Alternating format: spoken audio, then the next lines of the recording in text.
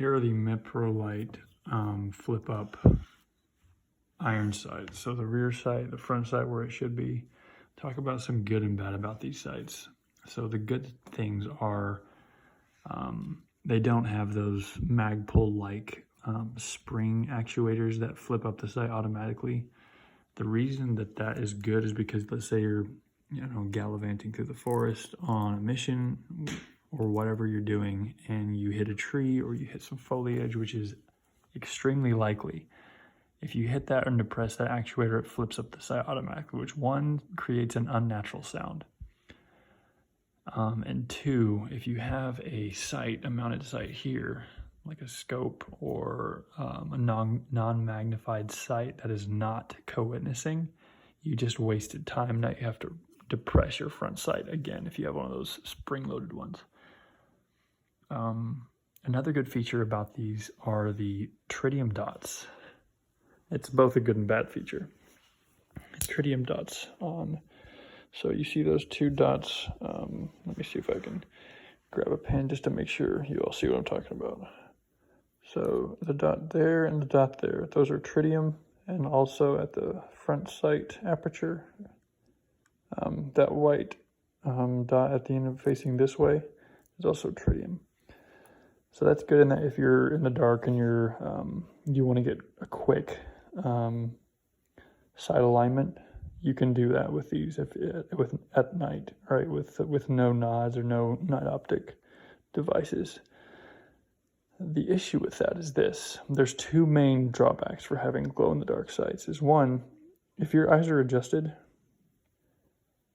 for the darkness and you're going on an objective and you're trying to keep your weapon, let's say your objective is this, so you're keeping your weapon generally facing the opposite, or your barrel pointed towards the objective as you're ingressing to the objective, whether you're a service member or a police officer, you're fine.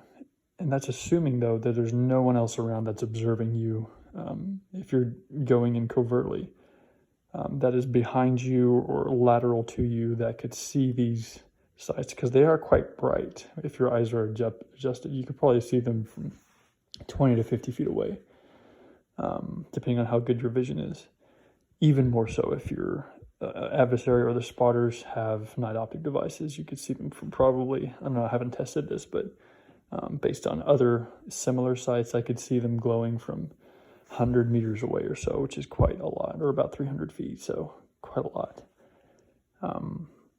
So there's that. There's kind of give away a little bit of covertness with this. You want to make sure that your weapon is pointed towards the objective at all time, just to mitigate the objective or anyone on the objective seeing that glow if you're moving slowly and stealthily.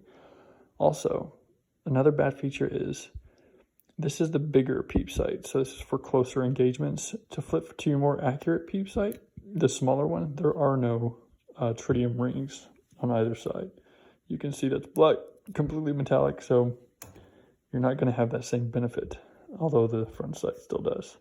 Another drawback to that is as soon as you flip to your more accurate peep sight, let's say it's night, your two tritium dots right there have now become visible to anyone that you're aiming at. So if you're looking at a longer engagement and you want to flip to your more accurate peep sight, if your objective if the people in the objective have night optic devices, they're almost certainly going to see you with that flipped up. So you have to make sure that you're using that. Now, if this side is flipped down, all of that becomes not a problem at all. So let's say you got both your sights flipped down. Now we run into another problem that I have with these particular sights. I like the fact that they have like a bit of a stiff resistance, because that will prevent them from flipping up on accident, and they're pretty easy to flip back up. You just kind of put your thumb under there on the front sight. However, on the rear sight, the sight adjustment knob is the only thing that protrudes on both sides. So your instinct is to grab it, which will cause this to turn, right? It'll actually turn pretty easy. So if I grab it right there, I just turned it 1. So now I've got to turn it back to ensure that it stays on 0. So you don't want to grab that, even though that's what your natural instinct is with most sights, is to just cup it like that or grab it like that and pull it up. So you have to make sure to grab on the top, so you can kind of see where my thumb and finger are, and then get your thumb and finger under there and flip it up, which I still may have also turned that a little bit. You just don't know. And also when you do that, if you reach inside, your finger has a tendency to kind of depress the peep sight, which means it's a little forward. You have to make sure you hit that to seat it properly so that you're accurate. So overall, I give these sights a 3 out of 5 for a hobbyist type of use, right? If you're just plinking targets, or if you're out on the range, you want to practice your iron sights, these are great. They do hold a good zero. They are accurate. Obviously, it's as accurate as the shooter is, but I've had some good shots with these, consistently good shots with these, and haven't had to readjust them or worry about that. My only issue with these is I would not recommend these for professional use, for service members or law enforcement members, because if you're banging on something, this has a tendency to adjust itself pretty easily. Also, if you're trying to grab up, like, you don't have time to think a lot about what you're doing. You have to like train over and over with habits. I wouldn't recommend having to retrain on these particular sights from other sights that don't have this feature, as these being the only protruding things to grab onto. Just stick with your fixed sights or go with something else. I'd recommend, honestly, I talked about how Magpul has that negative feature of the spring lobe, but I'd honestly go with those over these because of the negative features on these sights right here.